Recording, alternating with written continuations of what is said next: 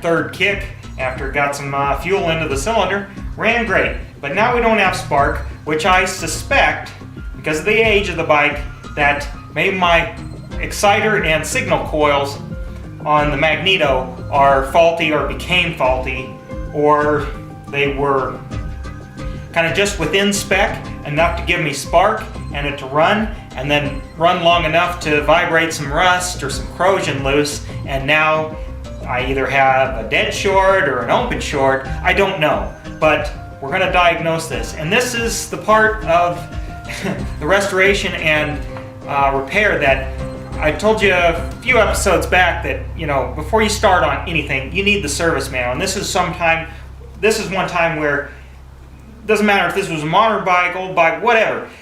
You got to have the service manual because you wouldn't know how to check it or know what the specs are. I mean, you may know how to check it just from general knowledge, but you won't know if it's in or out of spec because you won't know the specs, I guarantee it. And you know, for certain bikes and things, you may not be able to find it on the internet, so you're resorting to forums to try to obtain this information. So let's get started. Okay, I got everything set up here. I got my service manual open to the page that tells me how to test the windings on the magneto. Also has a table tells me the ohm readings. Now you're going to need one of these, a volt ohm meter. These can be gotten anywhere. They can be had for as little as $5. They're kind of a get what you pay for. You know, the more expensive ones obviously are going to be a little more durable, a little more accurate, whatnot. But for these kind of tests, even the $5 ones are going to be suitable. Alright, for my manual, I'm going to test each one of the wires and write down what the specifications I get on my readout here, and then compare them to what the book is supposed to be, and then I can determine if that's the problem, and if that's not, then we need to move on to other parts of the ignition system.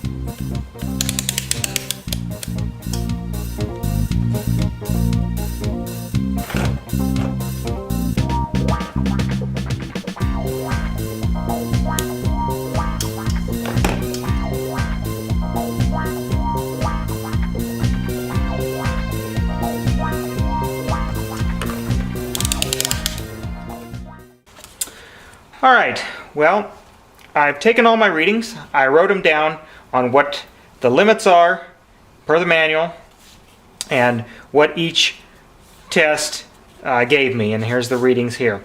And it looks like they're a little off. The exciter coil was 147 ohms. It should be around 220. These are all plus or minus 10% per the manual. Signal coil is 36 ohms. It should be 75. Charging coil is 0.7, it should be 0.23. Lighting coil, same thing, 0.7, should be 0.23. Now, the charging and the lighting coils, I'm not too concerned about it at this point because I'm not really concerned about getting the lights working. And actually, those aren't too far off, so the lighting coil might be, you know, usable for this application. And actually, if I was converting this to make it a vintage motocross bike, I would probably just eliminate those coils anyways, because I wouldn't be using the lights anyways. But anyway, it kind of looks like this is probably our culprit. Probably what happened, like I said before, is some corrosion, rust, or whatnot, some degradation of the wiring and the windings in the coils.